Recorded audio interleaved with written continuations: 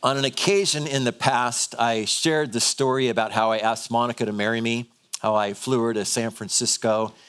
And my plan was to take her on the Bay cruise under the Golden Gate Bridge and then to Alioto's for lunch. And then eventually we'd walk over to the cable car. And on the cable car, I would get down on one knee and ask her to marry me. When I shared that story, the one thing I didn't tell you is that I was uncertain what to do with the diamond ring through that whole period. So I actually took it, put it in my front pocket, and taped it to the inside of the pocket with the hope that I wouldn't lose it. So think about that. Flying from Burbank to San Francisco with a rent-a-car, on a boat, at a restaurant. Literally the entire day, I was constantly doing this, making sure that I still had that ring. I was filled with anxiety that I was going to lose it. Obviously, I didn't lose it. She said yes, and thank the Lord she still loves me after all these years. But I share that story because metaphorically, I think that sometimes peace that's way more valuable than a diamond ring, we have the same kind of approach. It's like it's so precious to us, but we're constantly worried that we're going to lose that peace, that circumstances are going to come in or someone's going to threat it, or stress or anxiety. And subsequently, we're constantly checking, do I have peace? Do I have peace? And many times we discern, we've lost it. I don't know what happened to it. The fact of the matter is that Jesus promises that we have a different type of peace that can't be lost. Let me show you. It's going to come on the screen. It's out of John chapter 14. I want you to read this out loud with me. Let's say it together. Peace I leave with you, my peace I give you. I do not give to you as the world gives. Do not let your hearts be troubled, and do not be afraid. Brief context, John chapter 14. It's the setting, the Last Supper, the night before Jesus is crucified. By this time, the disciples have figured out that he's telling the truth, that he literally is going to die. He's going to be crucified. And he's wanting to assure them. And in this familiar passage, he begins by telling them, the peace I give you is not as the world gives you. If you're here today and you're afraid that you're going to lose your peace, or you're saying today that I don't have peace, the reality is that is a worldly type peace. Circumstances can destroy. If your peace is rooted in the world, circumstances can destroy your peace and rob you of your peace. But if your peace is centered on the person of Jesus Christ, and the promise is it passes all understanding, it can't be lost. David, though this passage actually is the place where Jesus tells them that he's sending the Holy Spirit that will indwell in them and give them an assurance of his peace, before the coming of the Holy Spirit for the body of believers, David understood that God's peace was found in the Spirit of God. And it wasn't found in circumstances and situations. We're going to understand better the context of Psalm 37, and I want you to see how relevant it is to every single one of us. We're going to study verses 1 through 11, but I want to begin by reading verses 1 through 6. As I read, I want you to notice some assertions that David is making that will allude to the assurance that no matter what circumstances are, you and I can have peace. Would you help me honor the Lord by standing and follow as I read Psalm 37, verses 1 through 6. David wrote, "Do not fret because of those who are evil, or be envious of those who do wrong. For like the grass, they will soon wither. Like green plants, they will soon die away. Trust in the Lord and do good. Dwell in the land and enjoy safe pastures. Take delight in the Lord, and he will give you the desires of your heart. Commit your way to the Lord, trust in him, and he will do this. He will make your righteous reward shine like the dawn, your vindication like the noonday sun." Thank you. May be seated.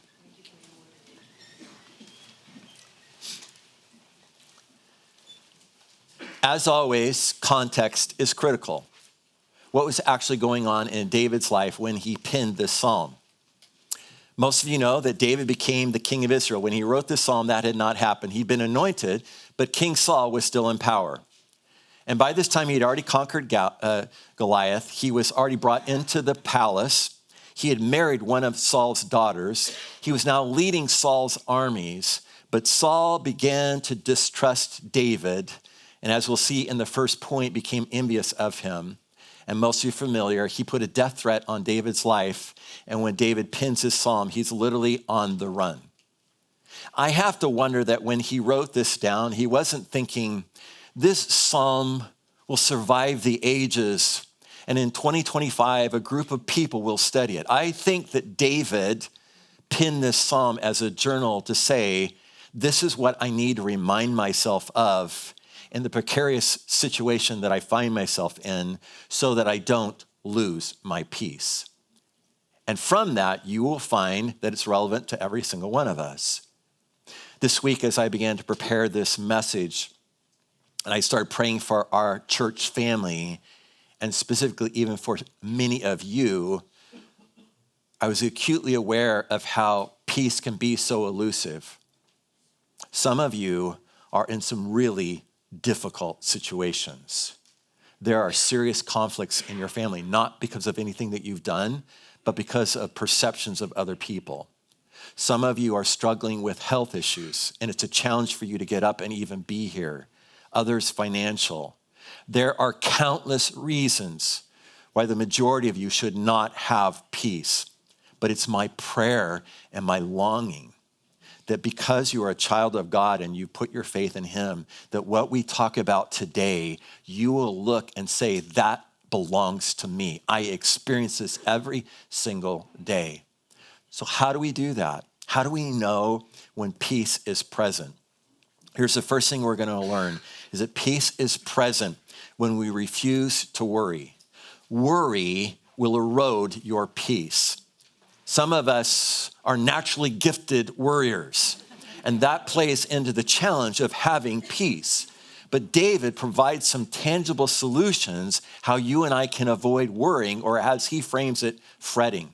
Look again at verse 1.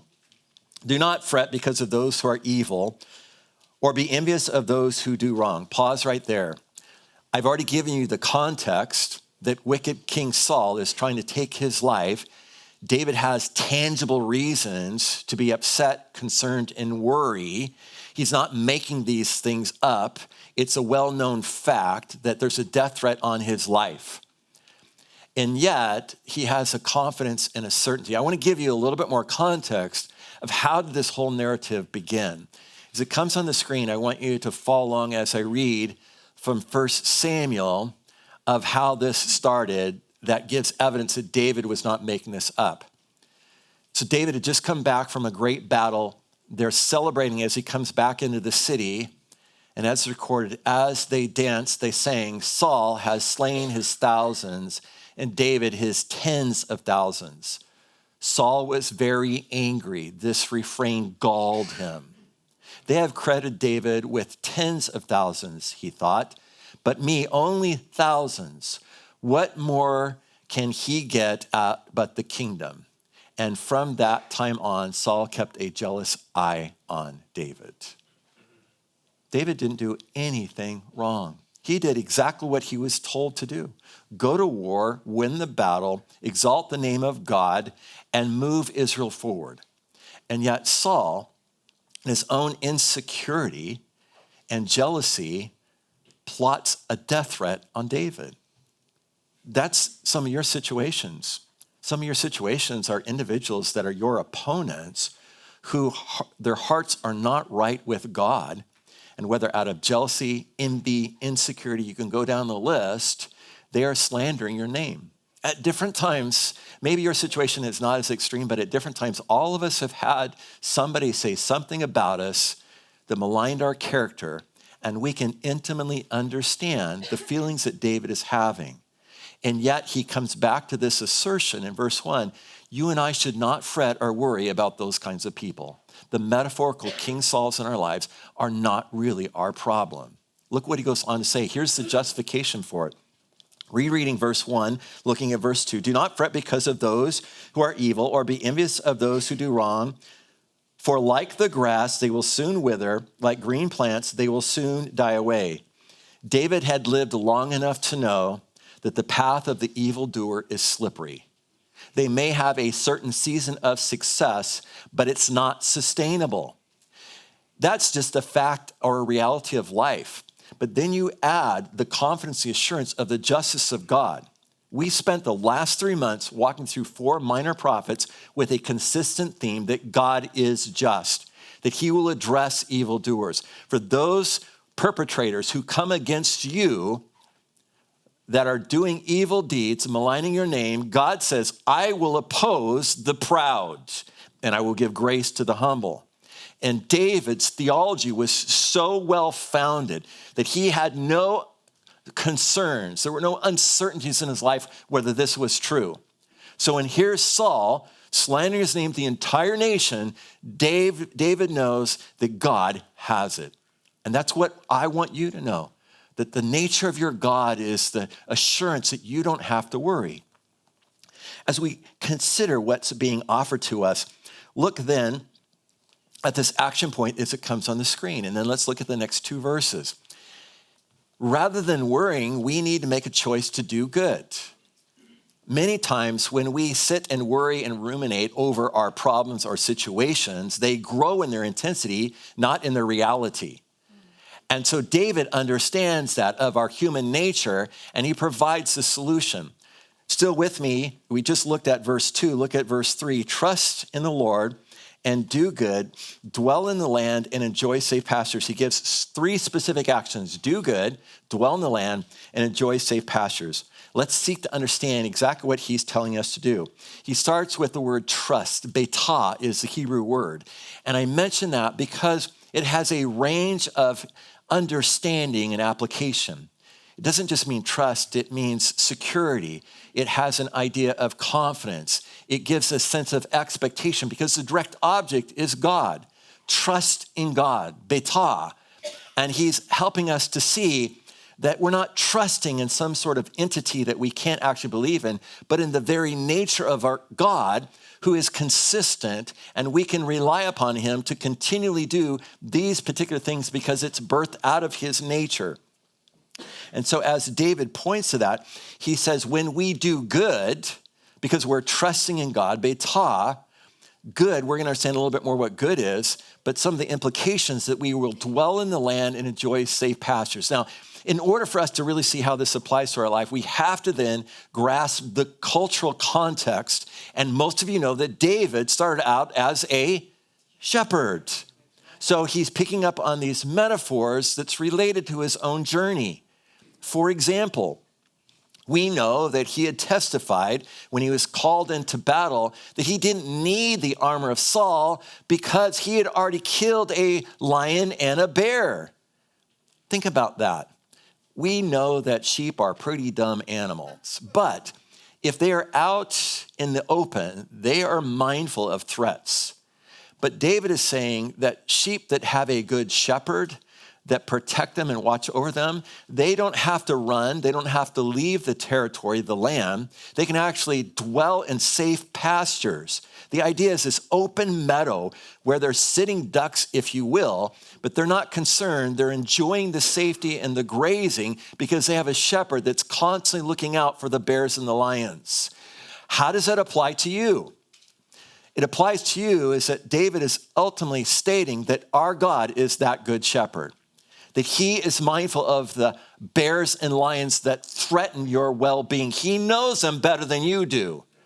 And he knows how to deal with them and handle them. And because he cares about you, his sheep, the sheep of his pastures, he promises that this is what he will do.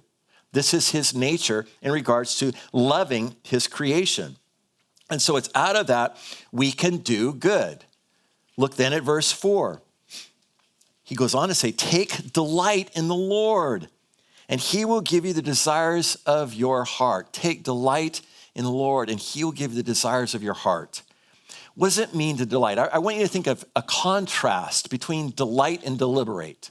Delight and deliberate. What do I mean by that? That when we worry, we deliberate. We begin to contemplate. We strategize. If David had given in to worry or fretting, he would be sitting all day long trying to anticipate what Saul's strategy was. What do I do? Where do I go? How do I protect myself? Who do I talk to? Who do I know is in my camp and who is in Saul's camp? And he would be overwhelmed by fear and handicapped from that. But he says, I'm going to avoid that. I'm not going to deliberate. I'm going to delight in God. So what does it mean to delight? For you and I to delight in God. I'll give you an example.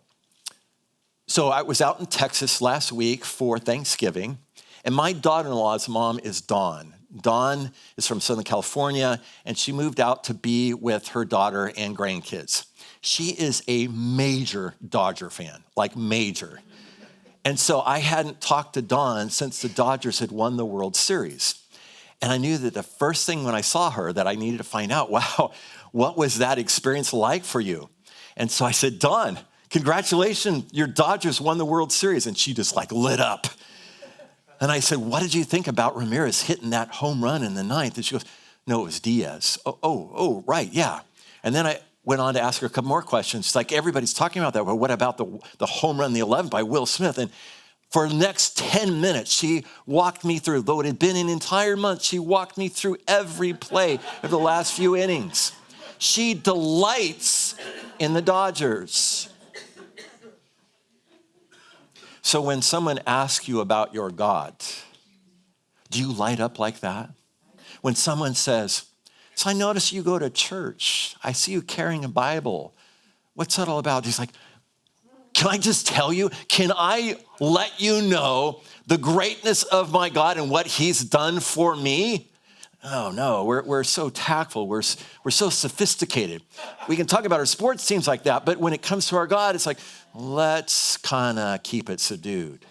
David says that whether publicly or privately, you and I should delight in the goodness and the greatness of our God and how he loves us and cares for us and watches over us. And when we do, we won't spend time deliberating of what our enemy is doing, what we're worrying about. I want you to then write down a couple of different things. Please write down the first word, believe. And I apologize I didn't get this in the PowerPoint, but bear with me. I want you to take this kind of abstract and live this out. So as you write down the word believe, there's 3 words I want you to write with it. Favor, fortify, and fair. Favor, fortify, and fair. Part of the way that you can begin to grow in this aspect of delighting is have some focus when it comes to reflecting on God's goodness. So coming back to that first aspect of believe. Believe, take time in your quiet time, believe that God has shown you favor. Now, some of you are thinking, yeah, I kind of get that. And others like, Bruce, you must be talking about somebody else. You don't know my background. You don't know my family. God has not really shown me favor. Let me, if any of you are having that thought, let me press against that for a moment.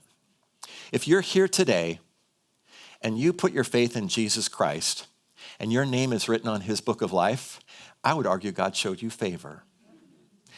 And if you even had the recognition that you had that need, it was only by God's grace that you came to the awareness that you're a sinner and you needed a Savior, and his name was Jesus Christ. I would argue again, that's another aspect of God's favor. And if you're here today and you've not done that, let me just say that your invitation to be in this service or watching online is another example of God's favor, because I would say to you that you need to stop right where you're at, acknowledge the goodness and the greatness of God, confess your sins, and invite him into your life so that you too can know that your name is written on his book of life. God shows us favor every day. Every day. How much do we actually delight in the fact that God has shown us favor over and over again? And then think about fortifying, that he protects us. He watches over us. Some of you are like, well, again, you don't really know my life. I would say that just the fact that every day we have breath speaks about God's protection. The fact that even in a pragmatic sense that we have medicine and science. Think about how God has offered that kind of intelligence and advancement that has given us opportunities for healthiness. In spite of the healthcare system that we may have issues with, the fact of the matter is that any one of us can go to a doctor and be diagnosed of an illness that we may have with a prescribed treatment. That isn't the birth of science and the intelligence of man. It is God's protection over us and his constant care. And then going back to the idea of fair, that God is fair. Do you realize that if you are looking at others and saying, I don't have what they have. I mean, if I really felt God was good to me, then I would have those things.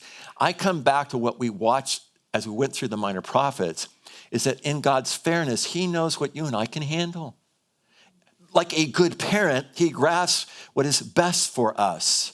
And he provides those things in a pace and a manner in which we can grow and develop and steward them well. This is just one of many ways that God has shown fairness to us. And I would go so far as that his fairness is rooted in his mercy because he's not given us what we actually deserve. These are just a few things that I want to challenge you when it comes to this idea of delighting in God that can counter your worries. These are doing good. This is what it looks like to dwell in safe pastures. And as that begins to happen, our confidence in God's care, his love, and his involvement grows, which brings to the second thing. Another thing that can erode our peace is retaliation. When we have the presence of peace, we will resist retaliating when we've been hurt or injured. Look at verse 5. Commit your way to the Lord, trust in him, and he will do this. Stop right there for a moment. Commit your way. Derek is the word for way. It also is translated road or path. We could easily understand that when David uses that, is that God has fashioned a path or a road that we're to follow, and retaliation is not a part of it. David knew that vengeance is mine, saith the Lord. David understood that if he took the opportunity to take revenge on Saul or his family or any others, that he was leaving the path, the road that God had given him. And that's absolutely true for all of us. We're to stay on the path, which is then defined by God's will, the boundaries, and what his law actually offers us and instructs us to do. Now, as I share that, I come back to this idea of what David is actually experiencing. He's been maligned. He's been slandered. His life has been threatened. One of the things that David is dealing with is the injustice of the matter. And many times, our longing for revenge has a lot to do with justice. Bear with me. I would go so far to say that every single one of us in the room at one time or another has been insulted or injured. It could be in significant ways where it's cost us our job, or it's broken a relationship, or it could be in minor ways where we're just in a tiff with our spouse or in the household and we're not getting along with our roommates, whatever it might be. The fact of the matter is that any time that we have suffered an injustice, there is a part of us that longs for justice to be fulfilled, especially if it's been more severe. And when we look at this longing for justice, it many times leads us to the conclusion that I need to take responsibility to address this. And I've heard this more than once where individuals say, well, if I don't do that, this person's going to go on hurting and injuring others. Now, there are some places where we need to confront that, but that never gives us permission, authority to actually take revenge and exercise justice ourselves. And I would argue that longing is because we have been created in the image of God, and God's image is just. So how David is framing this is that though he has legitimate reason to want justice, he's looking to his God to be the one that can actually execute justice in a way that's equitable and fair. And that's important. Theologically, that's important for us to understand so that we don't ultimately give in to that temptation. As I share that, I recognize that initially when you hear that, the majority of you are probably thinking, well, I'm not that kind of person, Bruce. I'm not the kind of person that's going to seek revenge. I'm not going to punch anybody in the nose or run them off the road. I'm just not. But I would argue that there are ways that all of us have retaliated and perhaps didn't even know. Let me give you an illustration to make that point. Have you ever left the house and been a few blocks away and started thinking, I don't think I took care of that. I didn't lock the door. Or I left the dog out in the garage, or I didn't close the refrigerator, I didn't turn the coffee pot. Have you ever had that experience? It happens to me all the time. It happened about 2 weeks ago. Our dog has not been eating, and so that morning I realized there was still food in her bowl, and I thought, I need to make some rice for her. So before I went out the door, I quickly made some rice, let it cool off, and I shoveled it into her bowl, and then I raced out the door. I was about 5 blocks away, and I started thinking, I don't know if I actually turned off the stove and the burner. And Monica and I both are going to be gone all day long. And I started thinking about the stove and the burner going all day long. And I realized that if I turned around and went back, that I was going to be late for my meeting. And I was relieved because I remembered that my mother-in-law was going to come by and check on Kona. So I pulled over, I texted Mom, and I said, hey, can you do me a favor? I was so busy, my mind wasn't on things, and I don't know if I left the stove on. Would you check for me? And thankfully it was. Why do I say that? Because there are many things that we do unconsciously. We're not actually thinking and considering, and I would argue retaliation. There are many times when we've been hurt. Here's the premise of what I'm saying. If you've been hurt and you not addressed that hurt, you've just dismissed it, you've been busy, your mind is on something else, that hurt resides in your heart. And sooner or later, it begins to surface itself in retaliation. And many times, retaliation comes through the form of a silent treatment. Sometimes you do that intentionally. Sometimes you do that just because you're hurt. That person has said something to you, you get a text from them, you see it, and you're like, I don't have time for that right now. You're not intentionally saying, I'm going to let them pay for what they said and did to me, and then I'm going to let them sit on this text. That's not your consciousness. But the fact of the matter is, you have willfully chosen not to respond immediately because down inside there's an injury. It happens oftentimes in certain annoying behaviors. That's a little bit more intentional, but sometimes it's not like I'm going to pay you back. I'm going to then leave that milk carton in the refrigerator empty because that'll really make you annoyed. Or I'm going to leave the toilet seat up again because I know that's going to bother you. But we oftentimes don't take others in consideration. We do things that are annoying to them because down inside we're a little bit hurt. We're a little bit peeved about the way that we treated them. And I mention that so that we actually deal with the hurt and the injury so that we don't find ourselves falling into that pattern or that trap.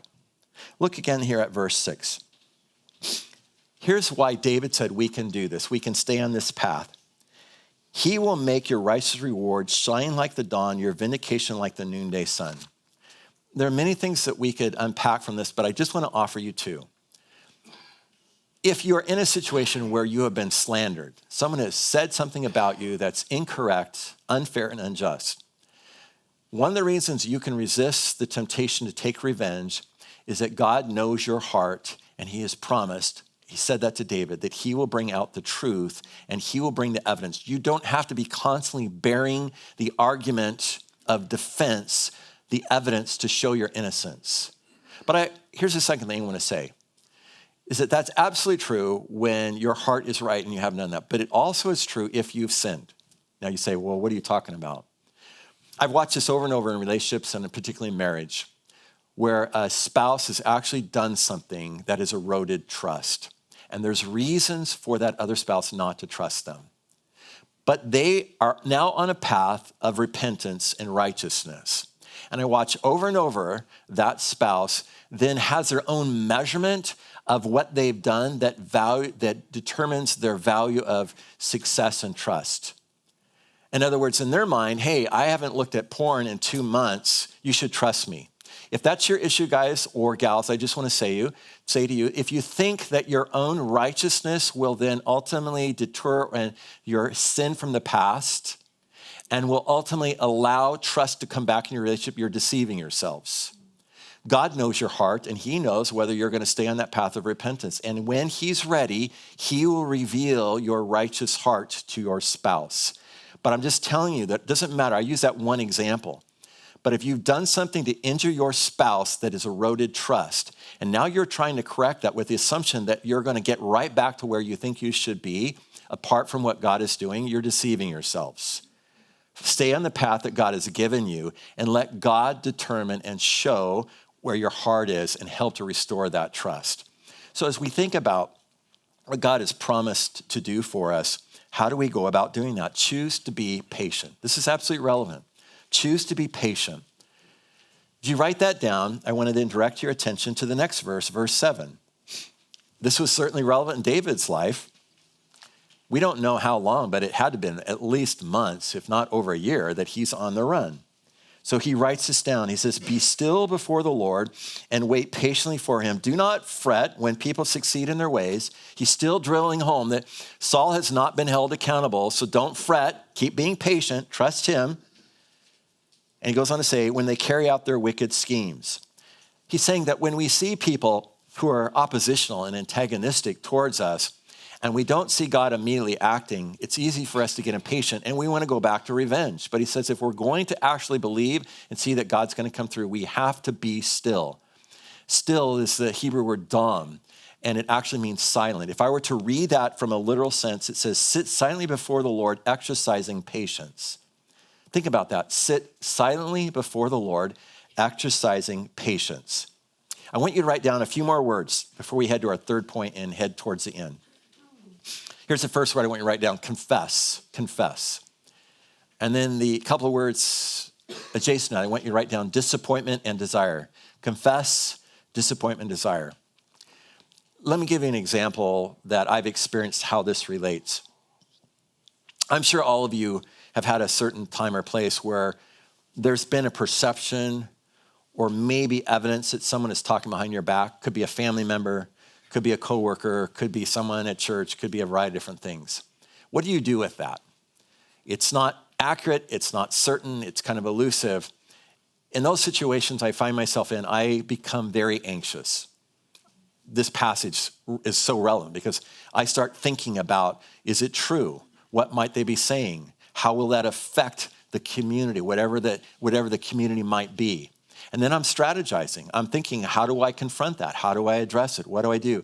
And I can get so worked up about it. And many times it's not even accurate. But nonetheless, it's a threat. So coming back to this idea of disappointment, being still and sitting in silence with the Lord is that it's healthy and appropriate to begin to express that to the Lord, especially when you don't have a specific path of action that he's given you. So in my case, and this has happened recently, I just sat with the Lord and I started pouring out my heart. I said, God, I don't know if this is true or not, but my heart is heavy. I keep thinking about it. I feel a certain level of anxiety. I'm worried what might be said, if it's true, if people are believing it's true, yada, yada, yada. And as I continue to pray, I really sense what we're looking at today, that God's interest and concern was there, available and present.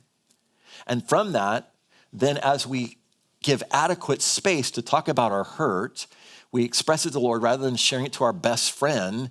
We begin to describe its implications. We acknowledge our fear, our worries, and our anxiety in it.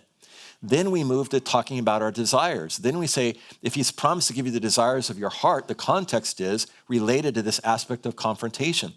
What is our desire? In my particular case, as I was processing this, it was, Father, if there is something that I've done, please let me know.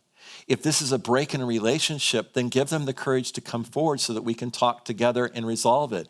If this is causing disunity, then help that to be resolved, protect that. And when we do that, the peace that passes all understanding comes back to us.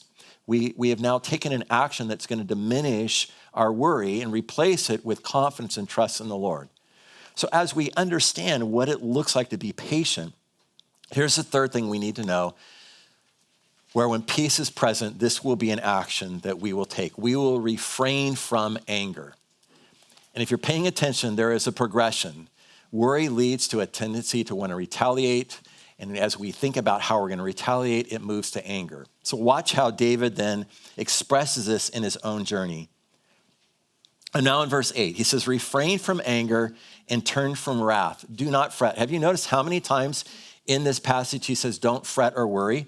Refrain from anger and turn from wrath. Do not fret. It only leads to evil. Stop for a moment. Essentially what he's saying, the progression is that if you and I begin to worry, especially when it comes to a relationship, that begins to move to this area of fretting. And as we fret more and more, we become angry. And if we act in our anger, we then are acting in an evil way. That's the whole idea of the retaliation rather than letting the Lord do that. So he is warning us against that. I want to give you one passage to write down. I'm not going to try to unpack it so that you can see how it applies, and then we'll move to the action for it. It's a passage in 1 Samuel chapter 24, verses really down, it's verses 3 through 13. I'm going to read verses 12 to 13 of it. Here's the brief context. So after a number of months, David being on the run, he and his soldiers are hiding out in a cave, and Saul, who is seeking him, wanders in ignorantly to this cave by himself. And at some point, evidently, he falls asleep. And so David has the opportunity to seize that and take Saul's life, to end this whole insanity. And that's exactly what his soldiers want him to do. But instead, what he does is he cuts off a part of his garment. And then I want you to see what he says to Saul after Saul wakes up and leaves the cave. He shouts out to him this. He says, "May the Lord judge between you and me, and may the Lord avenge the wrongs you have done to me, but my hand will not touch you. As the old saying goes, from evildoers come evil deeds, so my hand will not touch you." There's a number of things related to what we've just seen in the psalm that's related to that. First and foremost, he is coming back to the idea that God is the just judge, and I will trust the Lord. In the passage, you'll see that he's still acknowledging, though Saul is a terrible king, he's God's anointed king. And it's not his business to take that king out. It's God's business. God's the sovereign one. And so that comes to aspects of authority. You can confront authority, but at the end of the day, God's job is to deal with the authorities that are not behaving in ways that are honoring to the Lord. But not just that, is that as he makes that statement, he is stating the fact that if I give into this, I'm just like you. And many times when we make that little comment, we're sarcastic, we fire back at someone because they've hurt our feelings or we feel that they're treating us unjustly, we're behaving the same way. We're actually not elevating righteousness and bringing God's presence into the situation. We're dealing it in our own flesh, and it never turns out well. In marriages, this is the thing that escalates the conflict because someone is not willing to be humble enough and trust God to say, you have to deal with that injury and that hurt that my spouse has given me. And it applies in every relationship. David understood that. Watch then one more time, verse 8, and I'm going to read verse 9. "Refrain from your anger and turn from your wrath. Do not fret. It leads only to evil. For those who are evil will be destroyed, but those who hope in the Lord will inherit the land." Would you please write that action down? If all of this is true, then you and I should have an intensified hope no matter what our situation and circumstances. Hope and peace are joined together. And it's not coincidental that David starts with that exhortation in verse 1, and as he comes to verse 9, he repeats the exact same exhortation about the state and the condition of evildoers, wanting us to have a confidence that we can put our hope in God. Therefore, the take-home truth is simply this: peace is present when we reject unbelief. If we do not accept and behave in a manner that reflects the truthfulness of what we've looked at, we have fallen in unbelief. And if we're in unbelief, then our problem is perpetuated. Let me close by reading verses 10 and 11. "In a little while, the wicked will be no more. Though you look for them, they will not be found." See if verse 11 sounds familiar to you. "But the meek will inherit the land and enjoy peace and prosperity." The meek will inherit the land. Remember the Beatitudes? What did Jesus say? "Blessed are the meek, for they shall inherit the earth." That's where it comes from. Jesus is quoting as he's seen David make this statement, that that's true for us, that there is a hope and inheritance for us when we stay on that path. I want to finish with this story, and we'll go to communion. So as I referenced, we were out in Texas. We had a great time with our kids and our grandkids. And one day I was over at my son's house, and his little boy Knox, who's 30 months old, has a Strider bike. Do you know what a Strider bike is? They're little bikes for toddlers that don't actually have pedals, but you can coast on them, and they have movement with their feet. And so he's kind of a crazy guy, and a lot of action. And so my son actually bought some ramps for him. And he goes up the ramp, and he goes across, and he goes down, and he has them set up on the sidewalk. And so we were out there watching Knox one day, and it had probably been 20, 25 minutes going back and forth. But typical of a child, he wants to be seen. So at one point, he shot down the ramp, and he looked over his shoulder to see if Papa and Dad were watching. And when he did, he went off the sidewalk, and his front wheel went into the gutter there, and bam, he went down. And it was interesting to me because you know those moments when you're around little kids and you're just waiting? It's going to be a blood-curdling scream and they're going to lose it, or it's going to be a whimper. You just don't know. But it was so interesting because Knox looked back at his father, laying flat on the ground, face down on the sidewalk, and he looks back at his father as if to say, "Am I okay?" And Tyler said, "Knox, you're good. Get up, buddy. You're fine. And bam, he popped right up and went right back. I share that story is that when we've been knocked down, that should be our first response. Our first response shouldn't be panic. It shouldn't be fear. It shouldn't be worry. Our first response should be looking to our Father and saying, you got this. Am I all right? And he will give you the assurance and the guidance and direction to do that. I want to finish with this one verse. Cardi, you have that one for me, bud? Peter said this very same thing. He summarized the whole thing in this one simple statement. Cast all your anxiety on him because he cares for you.